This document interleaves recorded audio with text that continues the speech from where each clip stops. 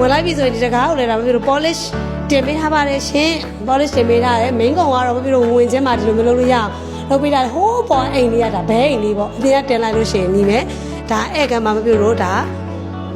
TV cabinet လေးပေါ့နော် TV cabinet လေးလုပ်ပေးထားတယ်ဒါပေမဲ့ဆိုအရှင်ကဒီ cabinet တောင်မထည့်ချင်တော့ဘူးဒါပေမဲ့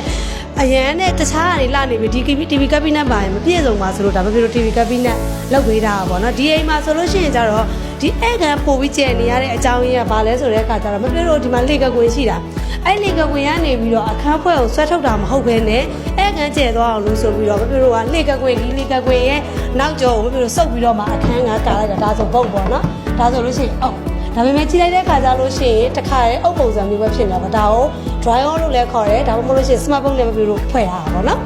ဒီဟာအပေါ်ကကျတော့နည်းနည်းချက်လေးကပုံမှန် light ထွေးပဲဒါပေမဲ့ light ထွေးမှာအဝိုင်းလေးလောက်ထားတဲ့အတွက်ကြောင့်မလို့လှနေတာပေါ့နော်ဟို light လွှဲနဲ့အမြဲတမ်း light လွှဲနေတဲ့အကိုကြီးကရှိတယ်ဒါပေမဲ့ light လွှဲနေတဲ့အကိုကြီးက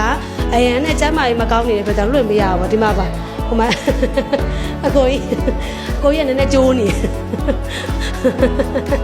ဒါကြဘုရားကျောင်းဆောင်ပေးနာရီကဒီဗိုက်တာလေးပါရိုးရိုးဒီဗိုက်တာလေးဒီတိုင်းလေးပဲဆိုရင်ကြတော့လေဘာဖြစ်စီမှမတင်မနဲ့ဒီတိုင်းပဲရှိနေမှာပေါ့နော်အဲ့တော့ဒီဗိုက်တာလေးမှာဒီအဆင့်လေးတွေရှိတယ်ဆိုလို့ရှိရင်ပန်းအိုးလေးတွေဓာတ်ပုံလေးတွေထောင်နေတာလေးထောင်လို့ရပါပေါ့နော်သူကတော့ဘုရားကန်းလေးကိုတီးတန်းဖြစ်အောင်လို့အမြင့်လေးရှိပါတယ်အမြင့်လေးရှိတယ်မှာဘုရားဝတ်ပြုပေါ့နော်ဝတ်ပြုပြီးတဲ့ခါကျလို့ရှိရင်မပြုလို့ကဒီမှာဘုရားကျောင်းဆောင်ဘူတွေနဲ့အလားဆင်မရတယ်ဒါကတော့ဘုရားကန်းရဲ့မီးပေါ့ဒီမှာဖွင့်လို့ရတယ်ဒါဒီမှာဒီဟာဆိုလို့ရှိရင်ဒါဘုရားဒီမှာဘုရားပလင်ပေါ့ပလင်ရဲ့အောက်မှာဒီမှာဆိုတပ်လိုက်ခွဲတင်လို့ရတယ်ပြီးလို့ရှိရင်ဒီမှာစွန်းတော်ပန်းဒါရှိတယ်ပေါ့နော်စွန်းတော်ပန်းရှိတယ်အဲ့မှာမတင်ချင်လို့ဒီမှာပဲတင်ချင်တယ်ဆိုလို့ရတယ်ဒီမှာဖျားပန်းဝိုးတွေဘယ်လိုတင်လို့ရတယ်ဒီအောက်မှာတော့ဖျားဝေယဝိစတွေဒါရှိတယ်ပေါ့နော်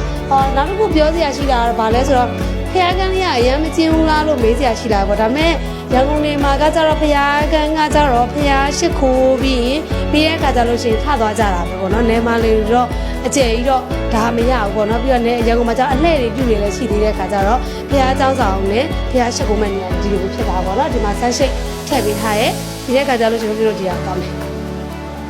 ဒီဟာသွားမဲ့ဆိုဒီမှာရှောက်လန်းလဲအကျယ်ကြီးပဲပေါ့နော်